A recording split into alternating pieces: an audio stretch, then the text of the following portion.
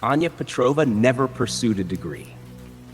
Although her parents, respected marine scientists, always hoped she would follow in their footsteps in cold laboratories, analyzing samples and publishing academic papers, Anya's soul was always drawn to the dark depths and crushing pressure of the ocean.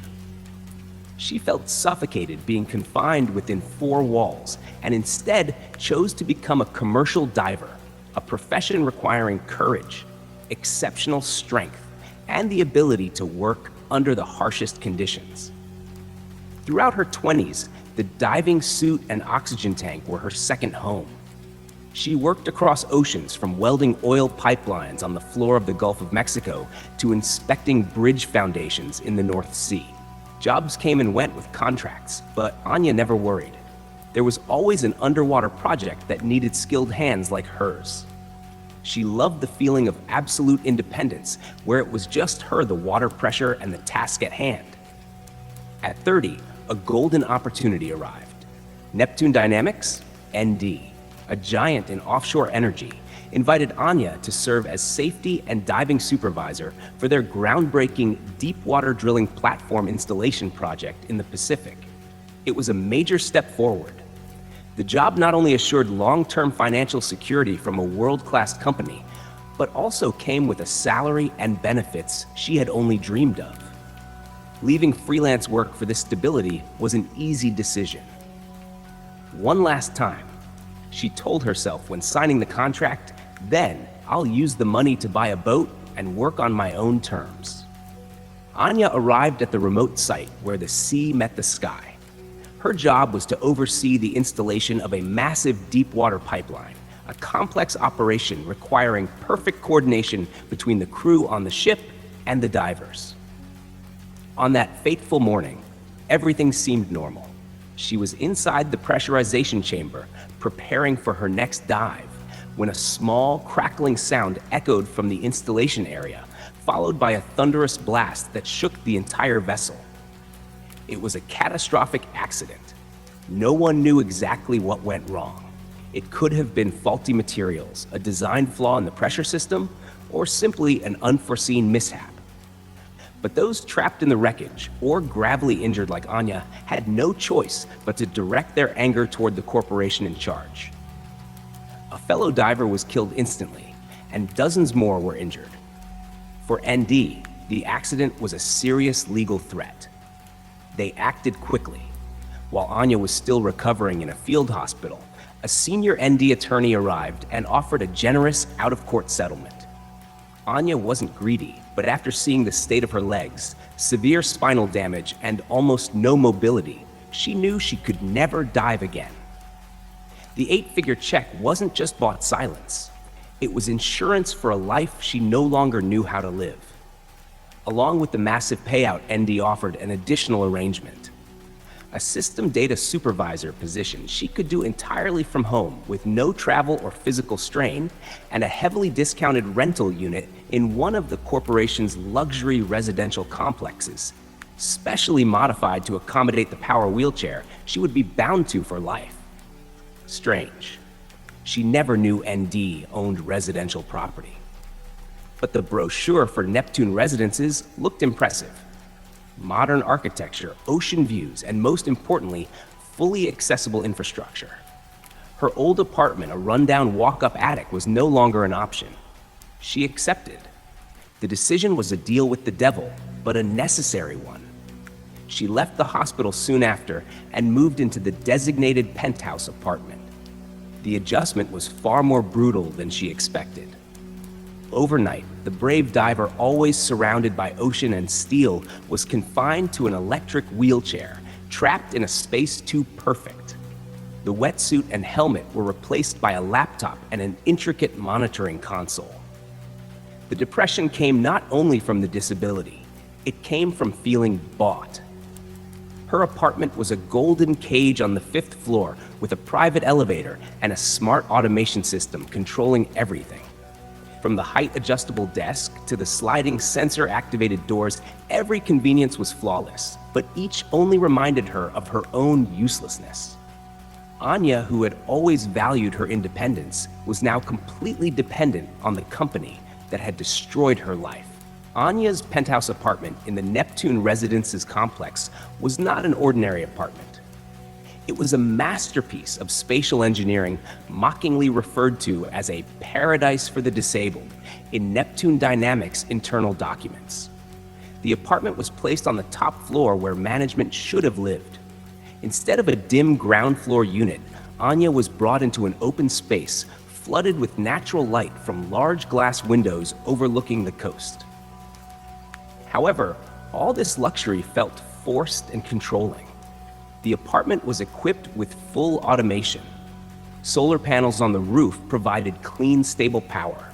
Everything from adjusting the curtains and room temperature to calling the internal elevator was activated through a central touch control panel or Anya's voice.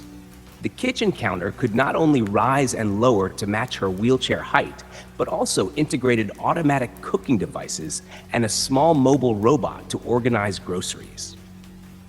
The bedroom was no less spacious, featuring a bed with adjustable posture settings and a bathroom designed like a miniature spa where the shower sink and toilet were all electronically controlled. Anya didn't need to do most things herself. "We want to ensure you have the most comfortable life possible," the ND lawyer had told her in a gentle voice. "You won't have to worry about daily physical burdens." But to Anya, each convenience was a reminder that her hands could no longer work as they once had.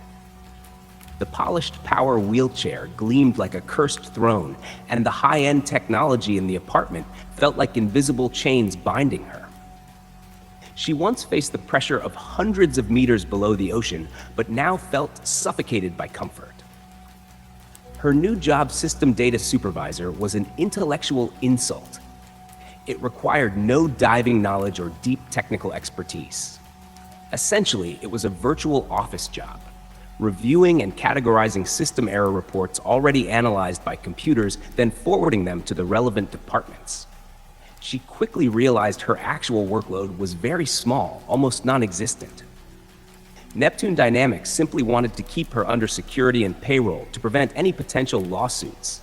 She was being paid handsomely to do nothing, from someone who dove to the ocean floor to a useless button pusher. She mocked herself in the mirror, staring at her short-cropped blonde hair and deep blue eyes, now always tired. Isolation gnawed at her soul. She had once been a team-oriented person, communicating with fellow divers and crew. Now Anya rarely left the apartment. Grocery trips were replaced with premium mobile delivery services, where items were neatly placed at her door. She had no reason to go out, avoiding all social interaction. The depression from her condition and restricted lifestyle was multiplied by hauntings from her past. Anya remembered her parents, who died during a marine research expedition. They always believed in science and mutual support, but in her family, help never arrived in time. She had a brother with autism spectrum disorder who took his own life because her parents, out of conservatism and fear of stigma, refused to seek the intensive psychological support he needed. As a result, Anya cut ties with the rest of her family years ago. She also had an aunt, a talented social activist who had used a wheelchair since youth. Her aunt was always a model of independence, but one day she fell at home and lacked the arm strength to get back up or reach a phone. She died of exhaustion and dehydration. The tragic story of her aunt's pets, mere cats and dogs, beginning to eat her before she passed, haunted Anya to this day. Both loved ones died because they depended on a support system that either failed or was denied. And now, after nearly 30 years of living independently and fiercely, all of Anya's prospects had been ripped from her hands. She became entirely dependent on the company that caused the disaster. The bitterness grew. She wasn't someone who looked down on disabled people. Her aunt and brother proved that. But she hated becoming someone reliant. Around June, as temperatures rose, Anya completely sank into a dull routine. Waking up, doing a few arm exercises, bathing, having breakfast, and attempting to work until lunch. Her job was nothing more than a setup to keep her quiet and compliant with the non-disclosure agreement, NDA. Her life became empty, and the only sounds she heard were from neighbors she never saw. She lived beneath a couple who seemed to never stop arguing, Lena and Victor. Next door was an elderly woman who appeared to keep more cats than the lease allowed, and Anya often heard her talking to the cats she called Greta Priscilla and Tom, sometimes mistaking the noises for robots. Anya tried to ignore them, but isolation made her crave any connection. "Everything is repetitive. Fighting cat noise is everything," she wrote in her digital journal.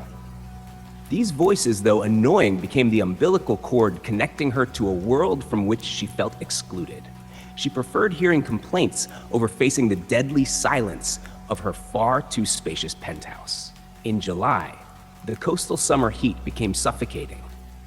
The penthouse's state-of-the-art air conditioning system suddenly malfunctioned, an extremely rare failure in Neptune Dynamics' otherwise flawless automation network. The temperature sensors reported an error, and the cooling units shut off. Anya, who had grown used to perfectly controlled air, felt irritated. She was forced to use the touch panel to system off completely to prevent it from restarting. This technical glitch brought something strange: silence. For the first time in months, Anya listened to her surroundings without the low hum of the AC. Although her apartment was high above the ground, she noticed an abnormal absence of sound. She strained to hear the ocean waves. The Neptune Residences sat right on the coast, but nothing. No birds, no insects, no distant car horns, no stray voices from nearby homes. The luxury complex was too quiet. In that silence, the voices from the apartment below and next door grew sharper, and they consumed Anya's attention. From directly below, she heard Victor and Lena. Their lives seemed like an endless loop of arguments about work stress and finances. Lena often complained about Victor's indifference, while Victor responded with coldness and weary sighs. From next door came the voice of an older man she called Mr. Eliza, based on how often he spoke to a computer assistant. Echo play the morning news, or Echo relaxation therapy number 3. She had never seen him, but she often heard him grumbling about the cats, Greta, Priscilla, and Tom, and their repeated meowing as they demanded food or fought. Anya had no one to talk to. She had cut herself off from the real world. Slowly, she became drawn to and then addicted to these voices. They became substitutes for human connection. They were the only rhythm in her lonely life. By September, Anya realized she had not heard her own voice for months. When she tried to clear her throat and say a few words, her voice cracked, faint and pathetic. That night, she cried, feeling more alone than ever. By October, the isolation became unbearable. Anya began eavesdropping intentionally. She turned off all vents, avoided music, and even skipped her meaningless virtual meetings just to hear more clearly. The arguments, Lena's complaints, Mr. Worst, Eliza's grumbling, and the meowing, they became her strange companions, her warped comfort. In a moment of desperation, or perhaps to check her sanity, Anya started responding. When she heard Lena say, "You never listen to me," Anya whispered, "I'm listening." When Victor sighed, "God, I can't keep doing this," Anya chuckled, "Me neither." At first, she did it just to hear her own voice, to feel like she was part of a conversation, even a one-sided one. It became a secret game, a small dose of relief for her emptiness. Tom, stop crying. I fed you already," Mr. Eliza groaned. Anya smiled and murmured, "Bad cat." About a week after she began this game, the first horrifying thing happened. Lena shouted, "For once in your life, admit I might be right." Anya responded instinctively, whispering, "Why would I when you're wrong?" Immediately from the apartment below, Victor's voice echoed louder and clearer than usual. "But why would I when you're wrong?" Anya froze. Her heart pounded. She knew the line felt familiar, but had she heard it exactly the same at the same moment she said it? She tried to dismiss it. She had heard them argue hundreds of times. Maybe she simply predicted it. But the next day, it happened again. Lena snapped. "Is it really so hard for you to renew the car registration? It's been overdue almost a week." Anya knew that exact line, not just the meaning. The exact words, tone, and rhythm. It would have been explainable if she didn't remember that the first time she heard it was in August, when the registration was nearly 2 months overdue. Anya shut off her computer and every electronic device. Silence consumed the room. She listened carefully, heart pounding so hard she thought she could hear it echo. "If it's not a big deal, why can't you just do it for me?" Lena continued. There it was again. Anya's breath grew shallow, her palms cold. They had said this before word for word. Coincidence, she told herself. Their arguments are predictable. But she couldn't shake the fear. She lay on her bed, staring at the ceiling, ears tuned to the faint sounds below, trying to convince herself she was paranoid. The next day, Anya began documenting everything. She kept the apartment perfectly silent. No laundry, no shower, no AC. She sat at her computer and wrote down every snippet she could hear. 8:15 a.m. Next door. "Oh, Tommy. Tom, quiet down. I fed you already." Below. Lena on the phone. "Yes, he's at work. No, it's just me here until he comes home for lunch." 12 p.m. Lena. "Victor, I told you not to slam the door when you come in. You scare me every time." Anya recorded everything until late night. The next morning, she woke early. After a quick shower, she sat in the center of her apartment ready. She watched the clock. At exactly 8:15 a.m. from next door. "Oh, Tommy. Tom, quiet down. I fed you already." 8:17 a.m. Lena's voice. "Yes, he's at work. No, it's just me here until he comes home for lunch." Anya sat frozen in horror. Every line from her notes was repeating exactly word for word, minute for minute, second for second. By 12:32, when she heard Lena complain about the door slam, a chilling realization hit her. She had never, not once, heard an actual door slam. Everything was a pre-recorded script played over and over at just the right volume and clarity to seem natural. She needed to confirm it. She needed to breathe. She needed to escape the gilded cage. Anya did something she had not done in months. She drove her power wheelchair out of the apartment. Anya did not need a complex plan. She only needed confirmation. She needed to see a face, any face, to prove she wasn't losing her mind. She guided her powered wheelchair out of the penthouse. For the first time in 8 months, she felt the tension of actual muscular effort. The private elevator carried her down to the main lobby. When the doors opened, Anya squinted against the harsh sunlight. The outside air, though still hot, felt strangely fresh and unfamiliar. The Neptune Residences complex was built in a uniform U-shape, the buildings mirroring each other across a narrow parking court. Anya looked up. Her penthouse was at the top, but now she looked down toward the unit directly below hers, where Lena and Victor's voices came from, and the one beside it, belonging to Mr. Eliza and his robotic cats. The large glass windows of every apartment had their curtains shut, or at least partly drawn. She saw no motion inside. Not a single person. Anya started moving her wheelchair across the parking area and along the stone-paved walkway. She scanned everything carefully. Expensive cars filled the parking spots. A few bicycles leaned against walls. Even children's toys were scattered on the sidewalk. Signs of life, yet completely devoid of life. The silence wasn't an absence, it was a pressure. No birds, no passing cars, no laughing children. Only the wind and the soft, synchronized hum of air conditioning units. A chill slid down her spine. Long isolation could breed strange illusions. It made people focus on trivialities and overlook obvious truths. And the obvious truth finally struck Anya. She had lived here for 8 months, listening to arguments, cat noises, daily chatter, but she had never once seen any of her neighbors' faces. She had never seen them enter or leave their apartments, never seen them on their balconies, even though she heard them speaking from there. Never seen them in the parking lot. When she moved in, every procedure was done online, and the company car brought her only after the unit had been fully prepared. Anya suddenly realized she was the only person here. The thought hadn't even settled before something happened, almost as if reacting to her realization. The curtain of the apartment next door, Mr. Eliza's unit snapped shut. Seconds later, the curtain of the unit beneath hers, Lena and Victor's, closed as well. Then came a chilling domino effect. Every curtain in her building, then the buildings across from hers, began sliding shut in a dark wave. Anya pushed her wheelchair faster than ever.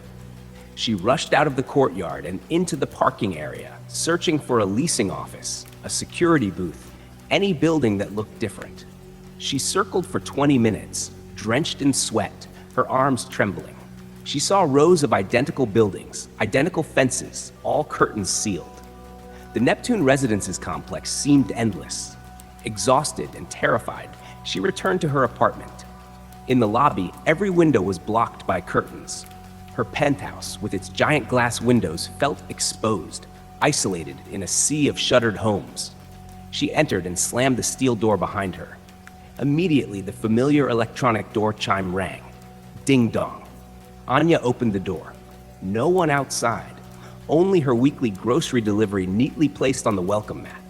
It had not been there 5 seconds earlier. The days that followed were a nightmare. Every sound, arguments, meows, repeating conversations, fell completely silent for a full week. Whatever was happening had detected her suspicion and paused. After a week of dead quiet, the noises returned, but they were different. New arguments, new topics, even a new cat added to Mr. Eliza's menagerie. For 7 days, Anya nearly convinced herself she had imagined everything. She even heard distant cars, sounds she assumed she had simply missed before. But on the 8th day, her heart froze. The phrases, arguments, and conversations she had recorded the previous week began repeating. The script had expanded, from daily loops to weekly loops. Even the driverless cars passed by at the exact same time as the week before. Now she understood. The cars had no drivers. 2 weeks passed since she had left her apartment. Anya formed a plan, break the loop. She reviewed her logs from 2 weeks earlier. The next morning, at exactly 9:13 a.m., Mr. Eliza would scold his cats for bullying the new one. Anya prepared. She washed up and dressed properly, determined to give no excuse for anyone or anything to refuse her.